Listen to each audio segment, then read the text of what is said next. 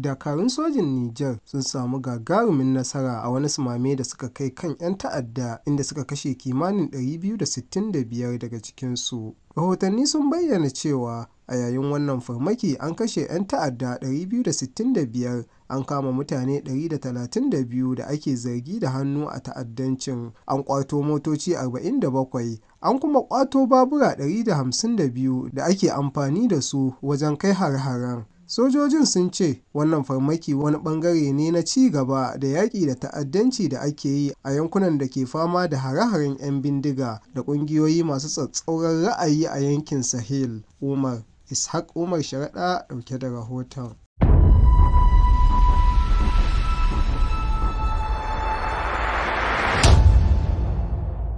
Da na 360 tashar albarka.